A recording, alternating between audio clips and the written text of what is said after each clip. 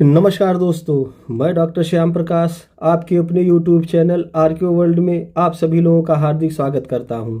दोस्तों, history of Bihar की इस ऐतिहासिक श्रृंखला में हम बात कर रहे हैं मगध का उत्कर्ष और आज हम देखेंगे मौर्य वंश के सबसे महाप्रतापी चक्रवर्ती सम्राट अशोक को। और इसके पहले की वीडियो में हमने देखा कि किस तरीके से बिंदुसार ने अपने पिता द्वारा चंद्रगुप्त मौर्य द्वारा दिए गए साम्राज्य को अक्षुण्ण बनाए रखा था। इसके अलावा उसके समय में कुछ विद्रोह हुए थे जिसको अशोक और सुसीम जैसे लोगों ने जाकर के दबा दिया था। इसके बाद उसकी रुचि हमने देखा कि किस तरीके से सूफिस्ट दार्शनिकों में थी, मीठी मदिरा में थी, सूखी अंजीर में थी और वो जो है एंटियोकस से डिमांड किया हुआ था। तो बहुत सारी चीज़ें यहाँ आई थी। डायमेकस और डायनिसियस जैसे राजदूत भी उसके दरबार में आए थे। आज हम देखेंगे चक्रवर्ती सम्राट अशोक को। तो यदि आप लोगों ने मेरे चैनल को लाइक सब्सक्राइब नहीं किया है तो लाइक सब्सक्राइब कर ले, बेल का बटन मेरे आने वाले वीडियो की नोटिफिकेशन आपको सबसे पहले प्राप्त हो सके। तो चलिए प्रारंभ करते हैं। बिंदुसार के पश्चात उसका सुयोग्य पुत्र अशोक या अशोक, अब ये दो अशोक लिखा हुआ है, आपको दिख रहा होगा। तो मैं बताऊं जो सही अशोक है वो यही है। जो अभिलेख हमको मिलता है, अभिलेखों में अशोक का नाम वो ऐसे मिलता है।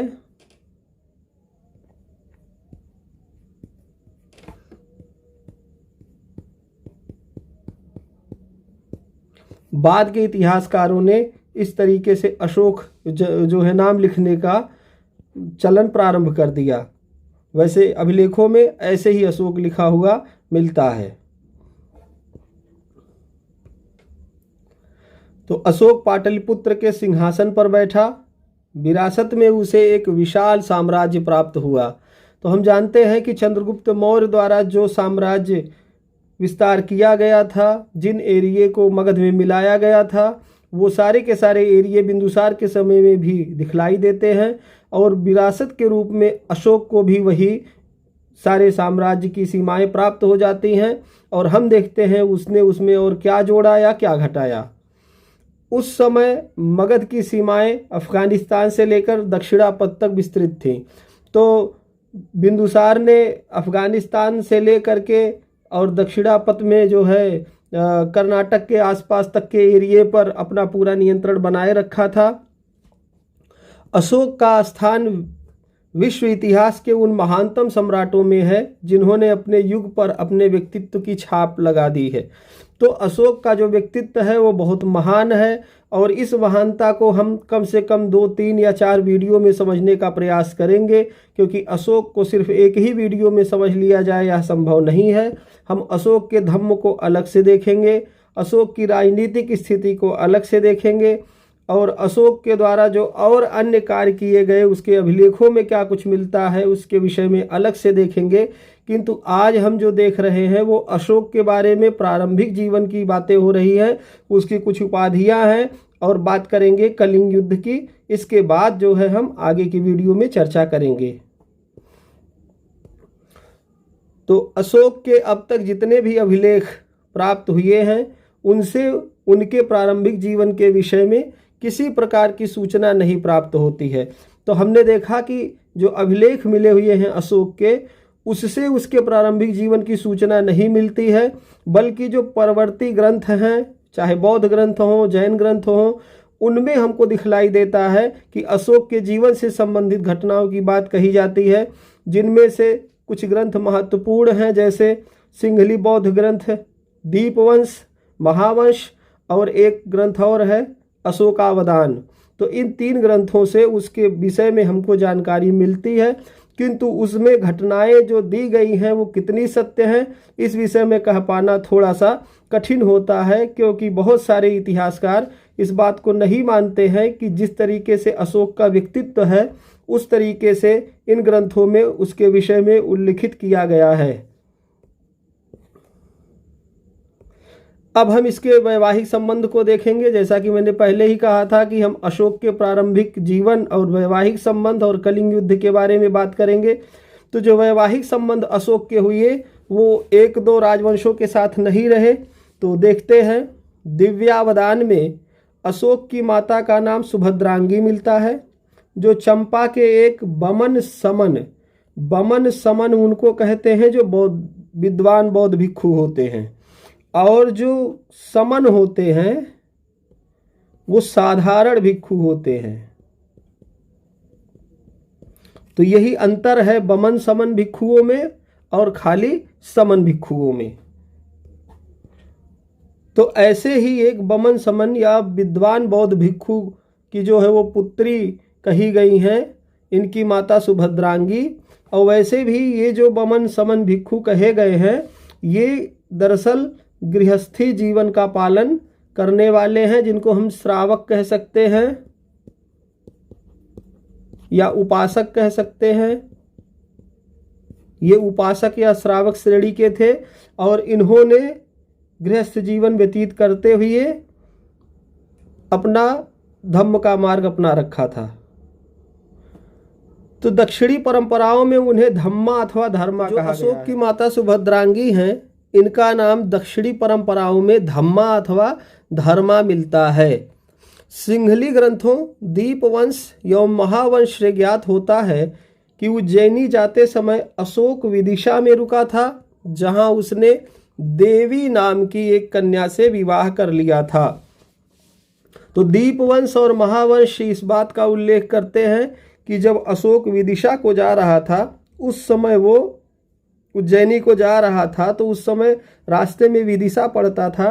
तो विदिशा में वो रुका, वहाँ पर उसने देखा कि एक श्रेष्ठी की पुत्री देवी जिसका नाम है वो काफ़ी सुंदर है, उसे अच्छी लगी और उसने उससे शादी कर ली। इस तरीके से उसकी पहली शादी हमको यहाँ दिखलाई देती है जब वो उज्जैनी का गवर्नर था। महाबोधि वंश, इनका नाम वेदिश महादेवी बतलाते हैं। तो जो महाबोधि वंश है वो इन्हीं देवी का नाम वेदिश महादेवी बताता है। इसी से अशोक के पुत्र महिंद अथवा महेंद्र तथा पुत्री संघमित्रा अर्थात संघमित्रा का जन्म हुआ था। तो हम जानते हैं कि अशोक के दो जो संतानें हैं वो सिंघल को गई हुई थी। एक जो है महेंद्र था जिसको महेंद्र कहते हैं, दूसरी संघमित्रा थी जिसे संघमित्रा कहते हैं। ये दोनों वहाँ गए हुए थे। साथ में बोधि वृक्ष की जो टहनी है, बोधि वृक्ष की टहनी भी साथ ले गए थे। और अनुराधपुर में उसको स्थापित करवाया था। इसके अलावा हम देखते हैं कि जो संघमित्रा है ये वहाँ पर भिक्षुड़ी बन जाती है और बहुत सारी स्त्रियों को बौद्ध भिक्षुड़ी बनाती है, या ये कहें कि बहुत सारी स्त्रियां बौद्ध भिक्षुड़ी बन जाती हैं। इसके सानिध्य में आकर संघमित्रा के ये यहाँ रहने लगती है अनुराधपुर में। और जो यहाँ का राजा तिस्य था, इस तिस्य के पास अशोक का एक संदेश आता है कि चूंकि मेरी पुत्री यहाँ रह रही है, इसलिए जैसे मैं देवानंपी हूँ वैसे आप भी देवानंग पी माने जाएंगे। और इसको भी एक उपाधि दे दी गई देवानंग पी की। तो जो तिस्य था इसको भी देवानंग पी की उपाधि अशोक ने दिलवा दिया था। क्यों? क्योंकि इसकी पुत्री यहाँ रह रही थी और तिस्य ने अपने पुत्री की समान संघमित्रा का ख्याल रखा हुआ था। इसीलिए बाद के आर्कियोलॉजिस्टों को जब वहाँ पर देवानंपिय नाम मिलता है तो वो कहते हैं कि ये देवानंपिय जो सिंघल का है, इसने किसी समय भारत पर अधिकार किया था, भारत पर शासन किया था। लंबे समय तक ये चर्चा चली रही, तब तक जब तक अशोक का नाम अशोक नहीं मिल गया। और अशोक का नाम कहाँ अशोक मिलता है, इसके विषय में हम आगे चर्चा करेंगे। तो दिव्यावदान में उसकी एक अन्य पत्नी का नाम तिस्रक्षिता मिलता है। तो जो दिव्यावदान बौद्ध ग्रंथ है इसमें उसकी एक अन्य पत्नी तिस्रक्षिता का उल्लेख मिलता है। इसके अलावा देखें तो जो कोसम लेख है उसमें उसकी एक पत्नी कारुवाकी का नाम मिलता है जो पुत्र तीवर की माता थी। तो इसकी एक पत्नी कारुवाकी का नाम मिलता है और एक पुत्र तीवर का नाम मिलता है। और ये उल्लेख हमको कोसम अभिलेख से मिलता है जो कौशाम्बी में स्थित था। कौशाम्बी उत्तर प्रदेश में पड़ता है। उसकी एक अन्य पत्नी का नाम असंधिमित्रा मिलता है, जिसकी मृत्यु अशोक के ही समय में हो गई थी। तो हम देखते हैं उसकी एक पत्नी असंधिमित्रा, जिसकी मृत्यु उसके जीवन काल में ही हो गई थी अशोक के, वो भी थी। राजतरंगिणी में अशोक के पुत्र जालौक का उल्लेख मिलता है। तो ऐसा लग रहा है कि राजतरंगिणी ये बताना चाह रहा है कि जब कश्मीर के दौरे पर वो गया हुआ था तो वहाँ पर उसने किसी स्त्री से विवाह किया होगा और वो वहाँ पर उसका एक पुत्र होता है जिसको जालौक कहा गया है। इसके अलावा तिब्बती ग्रंथों में उसके एक अन्य पुत्र का उल्लेख मिलता है जिसका नाम राजकुमार कुस्तन है। तो जो तिब्बती बौद्ध ग्रंथ हैं वो बता रहे हैं कि इसने शायद तिब्बत की तरफ जा करके कोई वैवाहिक संबंध स्थापित किया था या वहाँ की किसी राजकुमारी से, जिसके लड़के का नाम कुस्तन है और वो जो है तिब्बती ग्रंथों में दर्ज है उसका नाम। अशोक की पुत्री चारुमती का उल्लेख मिलता है जो रुक्मिणीदेवी धम्म यात्रा में उसके साथ थी। तो कई पुत्र और कई पुत्रियों का उल्लेख मिलता है, उसी में एक पुत्री चारुमती है जो रुक्मिणीदेवी धम्म यात्रा जब वो करने जा रहा था उस समय वो उसके साथ गई हुई थी, सहायक के रूप में गई हुई थी। और कहा जाता है कि चारुमती को बौद्ध धम्म की काफ़ी अच्छी जानकारी थी, इसलिए भी अशोक उसको अपने साथ लेकर के गया हुआ था। अब बात करेंगे हम लोग अशोक की उपाधियों पर। तो अशोक की एक दो उपाधियां नहीं हैं। महान चक्रवर्ती सम्राट था वो, महाप्रतापी था, महाबलशाली था, इसलिए उसकी उपाधियां भी कई हैं। तो हम देखते हैं उसने कौन कौन सी उपाधियां धारण की थीं। तो भाब्रू शिलालेख, जिसको भाब्रू बैराट भी कहते हैं, भाब्रू बैराट, बैराट जो है राजस्थान में पड़ता है, भाब्रू नाम के स्थान से ये शिलालेख मिला था, इसलिए इसको भाब्रू शिलालेख कहते हैं। और इस भाब्रू शिलालेख में अशोक की उपाधि मगधाधिराज अथवा मगध का राजा मिलती है। वो संबोधित करते हुए भाब्रू अभिलेख में कहता है कि मैं मगध का राजा मगधाधिराज आपको बता रहा हूँ, और शुरू करता है देवानंगपि पियदशिलाजेन आहा विदिते वे भंते आवत के हमा बुधस धमस संघस गालवे चा पसादे चा। वो कहता है कि देवानंपिय पियदसी राजा ऐसा कह रहे हैं कि हे भंतो, आपको तो विदित ही है कि आपको और मुझे बुद्ध धम्म और संघ में कितनी अनुरक्ति है। तो जो यह बताता है कि अशोक बौद्ध धम्मानुयायी था, वो भाब्रू शिलालेख है। इसमें बुद्ध धम्म और संघ का हमको स्पष्ट उल्लेख दिखलाई देता है।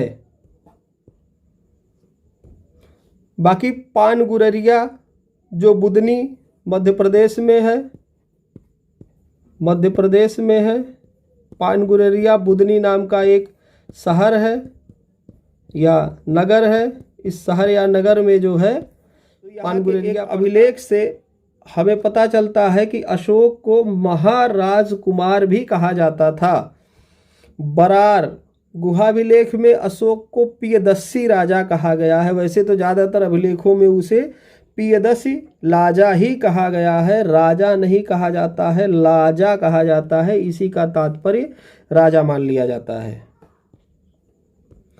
मास्की गुर्जरा नेतुर तथा उडेगोलम में अशोक नाम मिलता है। अभी मैंने ऊपर बताना चाहा था कि किस तरीके से जब सिंघल में एक देवानंपिय नाम के राजा का उल्लेख मिलता है तो वहाँ के जो आर्कियोलॉजिस्ट होते हैं वो कहते हैं कि ये शायद वही देवानंपिय होगा जिसने भारत पर जाकर के शासन किया था।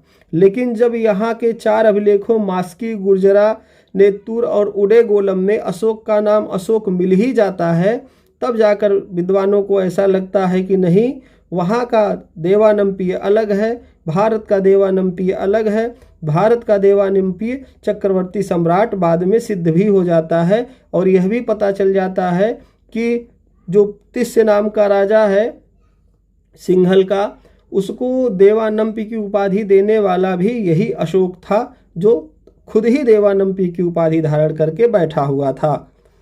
अशोक के लगभग अधिकांश अभिलेखों में उसे देवानंपीय पियदसी कहा गया है। इसके अतिरिक्त अशोक का नाम उज्जैनी करमोली, क्योंकि वो उज्जैनी का गवर्नर बना हुआ था, तथा यूनानी लेखकों में रासिलेउस और अरमाइक में उसके लिए मलका शब्द का प्रयोग किया गया है। तो जैसे जैसे अभिलेख हैं, जिन जिन भाषाओं लिपियों के अभिलेख हैं, वहाँ की कुछ स्थानीयता लिए हुए अशोक को दर्शाया गया है। इसीलिए यूनानी लेखों में उसे रासिलेउस और अरमाइक में मलका कहा गया, जबकि उज्जैनी में रहने के कारण उज्जैनी करमूल भी कहा गया। अशोक के प्रारंभिक जीवन को समझने के लिए हमें बौद्ध ग्रंथ दिव्यावदान तथा सिंहली बौद्ध ग्रंथों दीपवंश और महावंश पर निर्भर होना पड़ता है।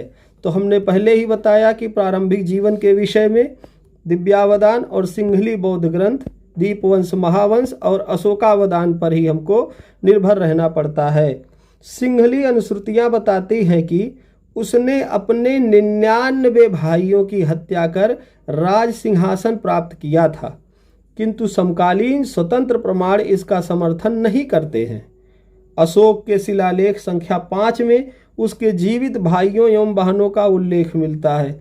अब बताइए कि सिंहली अनुश्रुतियाँ दीपवंश, महावंश, अशोकावदान जैसी जो अनुश्रुतियाँ हैं वो कह रही हैं कि इसने अपने 99 भाइयों की हत्या की थी और तब जाकर उसे सिंहासन मिला था, जबकि उसका खुद का अभिलेख संख्या 5 कह रहा है कि उसके जीवित भाई बहन जो हैं वो पाटलिपुत्र में अभी भी हैं, अलग अलग नगरों में वो अभी भी जीवित हैं, अपना जीविकोपार्जन कर रहे हैं। बहुत सारे उसके भाई उपराजा या राज्यपाल बना दिए गए हैं। तो ऐसा नहीं लगता है कि बहुत सारी चीज़ें मिलावटी तरीके से की गई हैं अशोक के साथ। तो हम वैज्ञानिक विश्लेषण कर रहे हैं और हमको ये पता चला कि कहीं ना कहीं अशोक की बातें सही हैं और उसने अपने 99 भाइयों या 99 भाइयों की हत्या नहीं की थी। हाँ, उत्तराधिकार के लिए लड़ाई अवश्य हुई होगी, क्योंकि वो तो हमेशा से होती आई है और बहुत इतिहासकार इस बात पे सहमत होते हैं कि इसके बड़े भाई सुसीम और अशोक के बीच जो है युद्ध हुआ होगा, जिसको बाद के इतिहासकारों ने या ये कहें कि जो सिंहली अनुश्रुतियाँ हैं उन्होंने बढ़ा चढ़ा करके दिखला दिया और कह दिया कि 99 भाइयों को मार करके अशोक ने सिंहासन प्राप्त किया था, जबकि ये बातें शिलालेख संख्या 5 से पूरी तरीके से गलत सिद्ध होती हैं। उत्तरी बौद्ध ग्रंथ बताते हैं कि सिंहासन के लिए उसके और उसके भाई सुसीम के मध्य संघर्ष हुआ था, किंतु सिंहली बौद्ध ग्रंथ के अनुसार उसने अपने 99 या 99 भाइयों की हत्या करके मगध का सिंहासन छीन लिया था। इस पर हम चर्चा कर चुके हैं। अशोक का राज्याभिषेक 269 ईसा पूर्व में हुआ माना जाता है। उसके अभिलेखों में अभिषेक के काल से ही राज्य गणना की गई है। तो जो उसके काल की राज्य गणना की जाती है वो उसके अभिषेक काल से ही की जाती है। इसीलिए कहा जाता है कि इतने वर्षों से अभिषिक्त राजा द्वारा यह कार्य कराया गया। अब हम फाइनली देखते हैं कि अशोक के द्वारा जो कलिंग की विजय की गई थी या जो कलिंग से युद्ध किया गया था 261 ईसा पूर्व में, इसका क्या परिणाम रहा, अशोक के जीवन पर इसका क्या प्रभाव पड़ा और आने वाले समय में जो मगध है उसकी सीमाओं में क्या विस्तार हुआ, क्या घटा।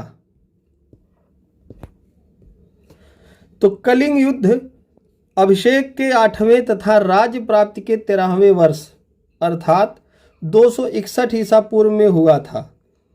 अब ये बात पता चल गई कि उसके अभिषेक के 8वें वर्ष तथा राज्य प्राप्ति के 13वें वर्ष 261 ईसा पूर्व में यह लड़ाई लड़ी गई थी। एक इतिहासकार रोमिला थापर हैं जो मार्क्सवादी हैं और वो बताती हैं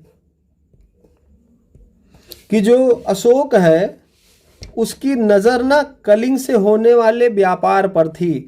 कलिंग चूंकि पड़ता है उड़ीसा में, तो भारत का कोस्टल एरिया है, इसके अलावा वहाँ से व्यापारिक गतिविधियाँ संचालित की जा रही थी। एक महत्वपूर्ण नगर हुआ करता था धौली और जौगढ़, और यहाँ से जो है व्यापारिक गतिविधियाँ संचालित की जा रही थी। यही कारण है कि उस तरफ के समुद्री व्यापार पर अधिकार करना चाह रहा था अशोक। तो ऐसा प्रतीत होता है कि महापद्म उग्रसेन महापद्म नंद के द्वारा जब कलिंग को मगध में मिला लिया गया था, इसके पश्चात चंद्रगुप्त मौर्य आया और चंद्रगुप्त मौर्य ने भी संभवतः मिला लिया था। तो बिंदुसार के समय में आकर के यहाँ का जो राजा था संभवतः उसने विद्रोह कर दिया, और ये विद्रोह धीरे धीरे करके अशोक के समय तक काफ़ी बढ़ गया था। इसी कारण अशोक द्वारा कलिंग आवश्यक था विजित करना। कलिंग उस समय त्रिकलिंग के रूप में जाना जाता था। मैं बार बार इसका जिक्र करता हूँ। कलिंग एक नहीं था, काफ़ी बड़ा था, उसको त्रिकलिंग कहते थे, और ऐसे बड़े एरिए को जीतना आसान नहीं था, और अशोक को अंततोगत्वा आक्रमण करना पड़ा। और क्या हुआ आगे देखते हैं। कलिंग वर्तमान में दक्षिण उड़ीसा में है। अशोक के इस कलिंग युद्ध का उल्लेख शिलालेख शहबाजगढ़ी संस्करण में दिखलाई देता है। तो जो शहबाजगढ़ी से मिला हुआ अभिलेख है उससे हमें पता चलता है, जो शिलालेख उसमें यह उल्लेख मिलता है कि उसने कलिंग पर विजय प्राप्त किया था। लेख से ज्ञात होता है कि इस युद्ध में 1 लाख लोग मारे गए और इससे भी अधिक लोग हत हो गए। तो समझिए कि 1 लाख लोग तो मार दिए गए लड़ाई से, इससे भी ज़्यादा लगभग 1.5 लाख लोग हत हो गए, बंदी बना लिए गए, पकड़ लिए गए। चीख पुकार सुन करके जो अशोक है उसका हृदय द्रवित हो गया, और उसने फिर क्या किया कि सबसे पहले तो उसने जो कलिंग है उसको मगध साम्राज्य का अंग बना लिया। यहाँ 2 अधीनस्थ प्रशासनिक केंद्र स्थापित कर दिए। एक उत्तरी केंद्र था जिसकी राजधानी तोसली थी, दूसरा दक्षिणी केंद्र था जिसकी राजधानी जौगढ़ थी। तो सबसे पहला काम उसने ये किया कि मगध में मिला लिया कलिंग को। दूसरी बात ये की कि इसकी 2 उत्तरी और दक्षिणी 2 राजधानियां बना दी, उत्तर में तोसली को, दक्षिण में जौगढ़ को। इसके अलावा इस युद्ध की घटनाओं से लोगों की चीख पुकार सुन के उसका हृदय बहुत द्रवित हुआ और उसने अंततोगत्वा बौद्ध धर्म ग्रहण कर लिया। वैसे तो अशोक जो है पहले से ही बौद्ध धर्मानुयायी था, जो उसके पिता बिंदुसार हैं। हमने पिछले वीडियो में देखा था कि बिंदुसार जो है वो आजीविकों को अपने यहाँ रखता था। उन लोगों के लिए उसने गुफाएं बनवा रखी थी, तमाम जगहें दे रखी थी। इसके अलावा एक ज्योतिषी भी उसके दरबार में रहता था जो कि प्रशासनिक कार्यों में मदद कर रहा था बिंदुसार की। और बिंदुसार जो है वो थेरवादी बुद्धिज्म की तरफ अग्रसर था और थेरवादियों में भी उसकी आस्था थी। तो इस तरीके से अशोक बाय डिफ़ॉल्ट बुद्धिस्ट था, लेकिन उसने पवज्जा ग्रहण नहीं की थी। जब वह इस घटना को देखता है, उसका हृदय द्रवित होता है, तब वो पवज्जा ग्रहण कर लेता है। इस हृदय विदारक घटना के पश्चात उसने युद्ध क्रियाओं को सदा के लिए बंद कर देने की प्रतिज्ञा की। उसने कहा कि शस्त्र विजय ठीक नहीं है, शस्त्र विजय की जगह अब धम्म विजय की जाएगी। जो धम्म विजय है उसको करेंगे। हालांकि वो ये नहीं कहता कि मैंने पूरी तरीके से सब कुछ छोड़ दिया है, बल्कि वो कहता है 13वें शिलालेख में कि जो आटविक हैं, शिलालेख शहबाजगढ़ी संस्करण है, उसमें वो यह बताता है कि ये जो आटविक लोग हैं, जो जंगली लोग हैं, यदि ये लोग पुनः उपद्रव करेंगे तो उनके प्रति सख्त से सख्त कार्रवाई की जाएगी। इसी में चोल, चेर, तम्मपड़ी और कुछ जो विदेशी राजा हैं उनका भी उल्लेख हमको देखने को मिलता है शिलालेख या शहबाजगढ़ी संस्करण में। तो इस तरीके से हम देखें कि उसने धम्म विजय की बात की, शस्त्र विजय त्यागने की बात की। वह एक धम्मनिष्ठ बौद्ध बन गया। उसके पिता बिंदुसार पहले ही आजीवक और थेरवादी बौद्ध धर्मानुयायी थे। इस प्रकार अशोक पहले से ही बौद्ध था, किंतु कलिंग युद्ध के पश्चात उसने पवज्जा ग्रहण कर ली। अब पवज्जा क्या होता है? बुद्धिज्म में जाने के लिए आपको पहले सारे मोह माया को छोड़ना पड़ता है और इस मोह माया को छोड़ने के बाद आपको पवज्जा दी जाती है। फिर यदि आप बुद्धिस्ट बनना चाहते हैं, संघ में यदि आप प्रवेश लेना चाहते हैं तो आपका उपसंपदा कराया जाएगा और इस उपसंपदा के बाद ही आप जाएंगे। जब आप अंदर जाएंगे तो श्रामरेण बनेंगे। 5 वर्षों तक आप किसी भिक्षु के अंडर में रहेंगे, संघ के नियम कानून सीखेंगे और 5 वर्षों के बाद आपको जो है एक पूर्ण भिक्षु मान लिया जाएगा। अब आप जो है अपने हिसाब से ज्ञान का प्रचार प्रसार कर सकते हैं। आप 20 लोग मिल करके एक अपना नया विनय का नियम बना सकते हैं।